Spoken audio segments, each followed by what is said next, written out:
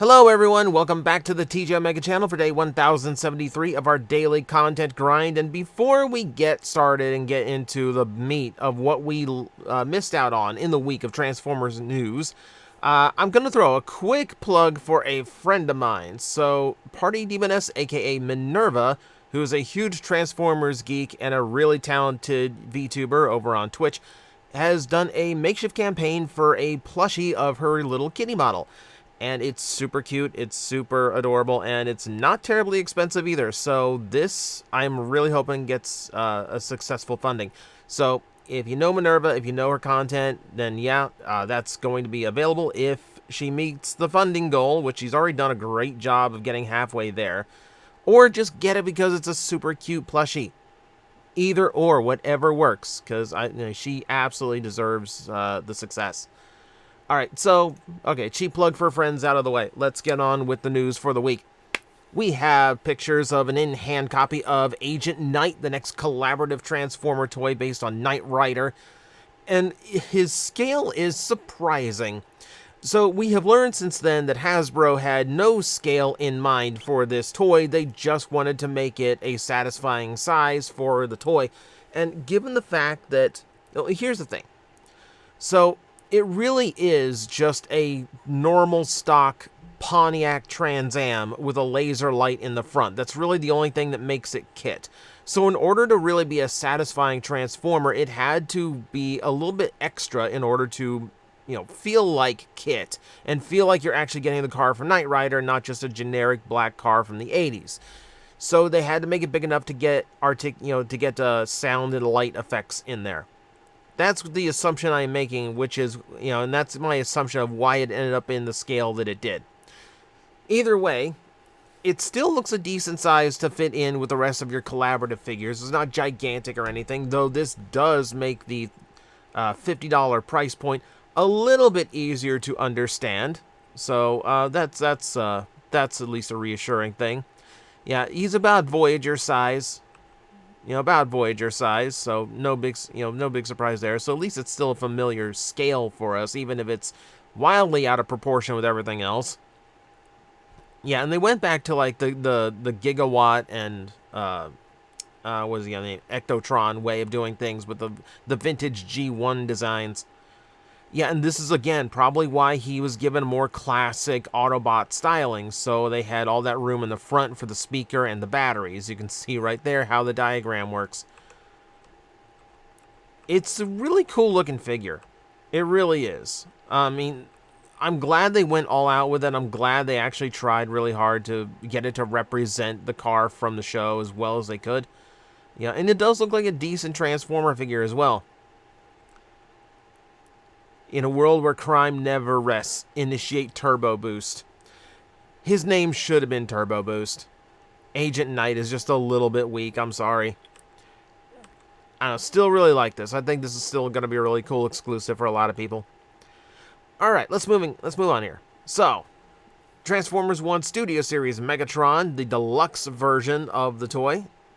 This is now in hand, and it looks pretty good. Clean all around, which is always good to see. That's with the back piece removed, so like it shouldn't be that hollow when you've got it in hand. At least I assume that's the back piece that's just lying on the ground there. Yeah, yeah. So that's what's that. Yeah, that's what. Thank you. That looks better.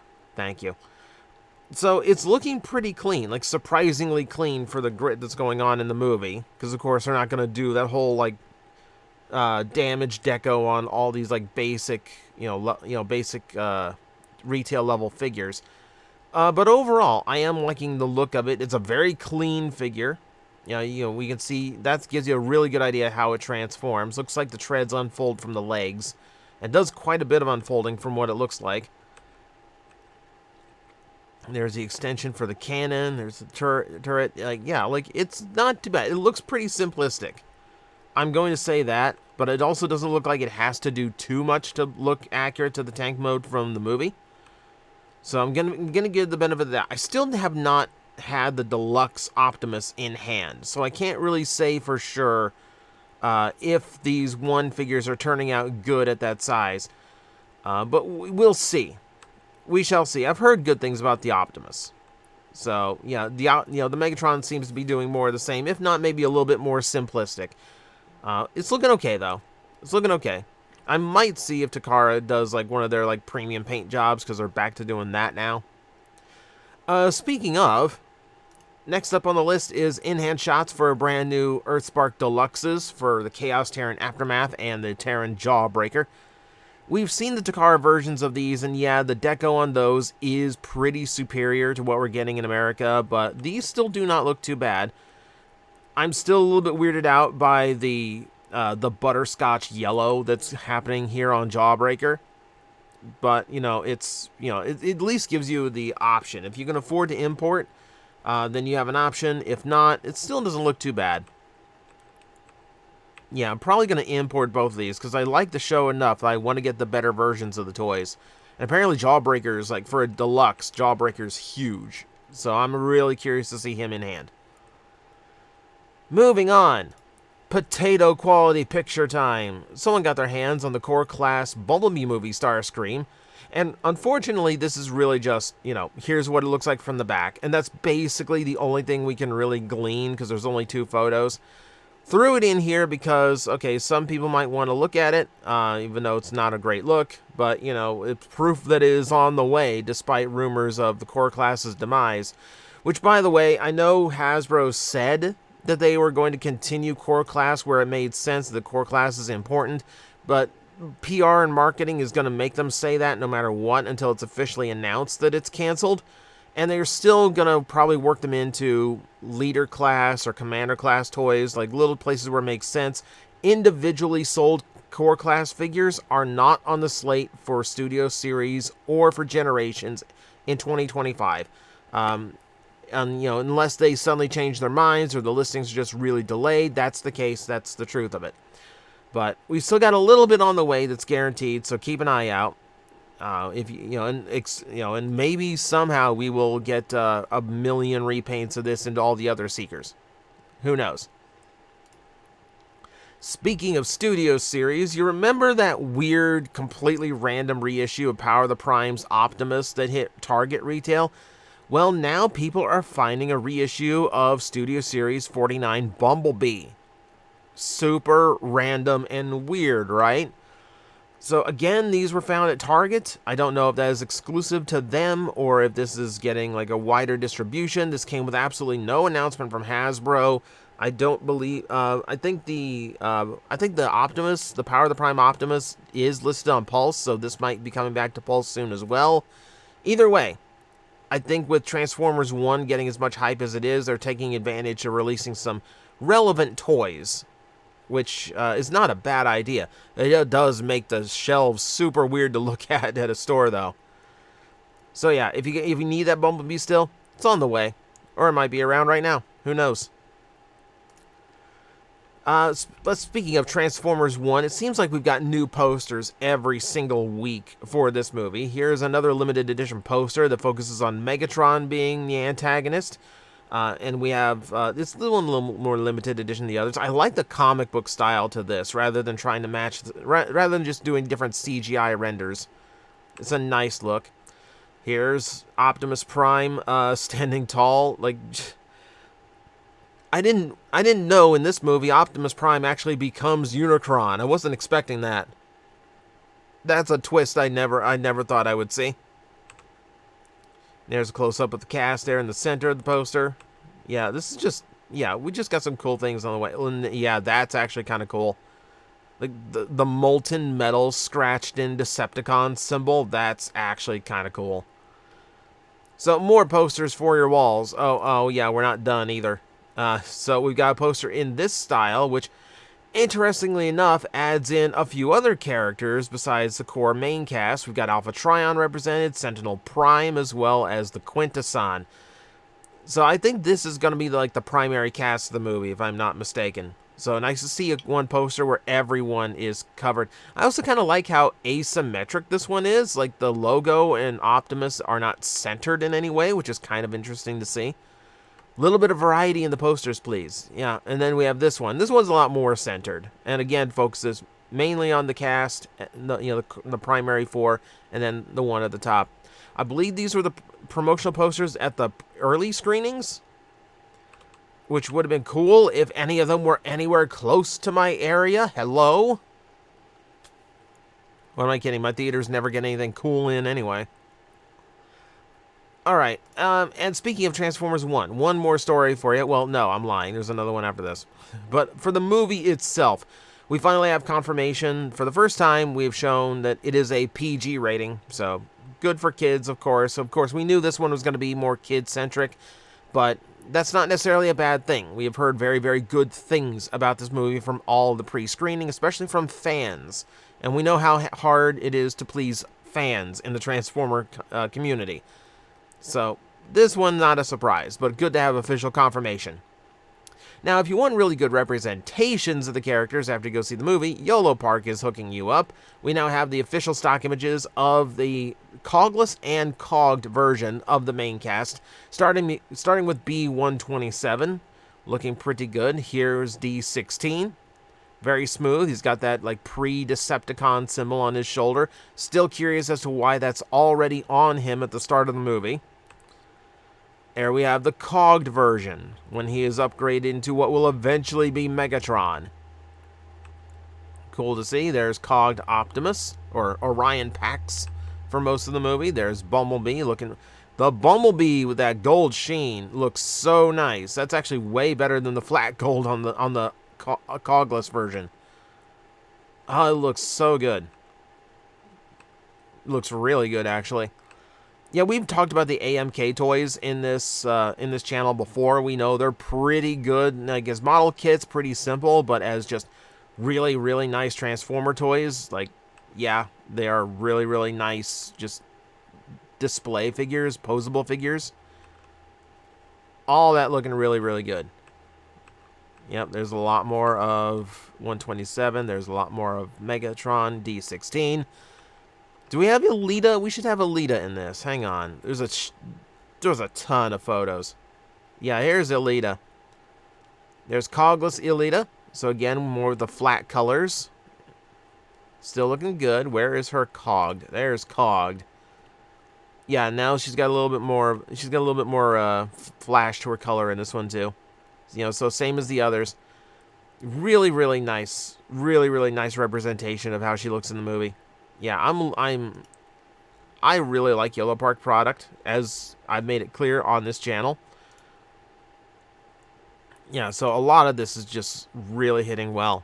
And okay, and just to wrap it up, there's cogless Orion Pax. Yeah, so more good product coming out from YOLO Park. Good to see. And they're not the only ones. ThreeZero is a little bit behind. They're still releasing toys from the last movie. So here is their DLX Optimus Primal from Rise of the Beast. I do have some DLX figures, so I can actually speak of, like, these are also just really good action figures. And you can see, like, how detailed the weathering is on these pieces. Yeah, again, these do not transform. They're just simply very articulated action figures, high quality, very well made, lots of detail and paint, as you can see. Yeah, really, really good looking figure. Yeah, that's just spot on how he looked in the movie. So if you are still after it, if you're still after some kind of good representation for your Prime, there you go. Your Primal is on the way. Yeah, just really, really nice. Really, really good looking. Now, on the complete opposite end of the cost spectrum, there's the freebies of Burger King. Out of nowhere, without any advertisement or announcement, someone actually got the pullback Bumblebee car as the toy in the kids' meal. This has not been announced yet. You know, there's no there's no rollout yet of the the advertising campaign for the movie for this. Weird to see, but not unwelcome. It's nice to see that they're getting out there. Oh, and someone also found the Elita 1 as well. So on this one, it's even simpler. There's a switch in the back that makes her arms rise up when you press it down. Long gone are the days where you would get an actual transforming Transformer in your kids' meal, and I miss those days. But you know what? It's just a simple little freebie kids toy. You know, whatever. Like I'm not fretting over like how cheap it is, because it comes in the cost of the meal. I would love to actually see if my Burger King actually has these. Unfortunately, my Burger King got torn down to renovate. So who knows if it will be ready in time for me to actually see if these are available to me. Oh well, not like I'm missing out on much. Alright, weird newses? Weird news stories for the week. The game Squad Busters is announcing a collab with Transformers, starting with this look at a very chibi Elita 1 and Optimus Prime. It is fun to see just how Elita 1 has gone from a one-episode character to now appearing all over the place, and in some ways is replacing RC as the de facto female of the franchise. Kind of fascinating to see how that's worked out, but still cool to see. I don't know the game. Like, I don't know, I don't know how this game works, or I've never played it before, but the chibi style is neat. And yeah, you can see, like, how they're stylizing Optimus Prime here. There's a few different styles, a few different colors for both of them. So yeah, if you play the game, or if you know the game, there you go. You got Optimus and Elita on the way. Monogram has announced these little bag clips. These are 3D foam, and they are based on the original toys rather than the animation models, which is an interesting twist. Megatron's chest has already been yellowed. I think that, and it seems like that's intentional because that's on the artwork as well. The weirdest one here, so it's a really interesting mix here. You got Bumblebee with a toy-accurate head, which is always weird to see. You've got Astro Train. Blaster is a little bit of a left-field choice, but not terribly out there. Swerve is in the listing. Swerve is in the assortment. Why Swerve? Why Swerve? None of the Datsuns are in here. Ironhide's not in here. You know, no RC, no Ultra Magnus, no Jazz even, but no, Swerve. Swerve gets one of these. It's so odd. That's what I mean. The Megatron's pre-yellowed. I don't know why. Weird choice. Really weird choice. I can go with the others. Like, maybe Shockwave instead of Devastator or Astro Train. But, like, Swerve. I can't get over that. That's such an odd one. Someone making these was an IDW fan. That's all I can assume. And to finish it off, last news story for the week. Super X has announced new activewear featuring the Transformers brand. And what I like about this is that you can tell what it's going for, but it's not overly done. It's way too often that fashion brands put out Transformer stuff, and it's just like 80s artwork printed all over it. The logo's big and flashy, just like really gaudy, like really gaudy and cheesy kind of outfits. Here you can get a Transformers vibe without even putting an Autobot symbol on them. You know, they resisted urges like the window chest for Optimus Prime or the horns on Bumblebee. They're just nice Transformers-inspired activewear hoodies. Nice and simple. That's all it really has to be. And this is just the first tease of this collaboration. They got more clothing on the way, so not that I'm very active, as it's very clear to see, but nice to see that this stuff is actually being treated a little bit more respectfully than some of the other fashion items we've seen in the past, and I'm kind of curious what the rest of it's going to be. But that, my friends, is going to be the news roundup for the week. We're under 20 minutes for once, because a lot of it was very snappy news, nothing we really needed to go over in detail this time. So, hey, we're in and out pretty quick. So, as always, thank you very much for watching, and I will see you next time.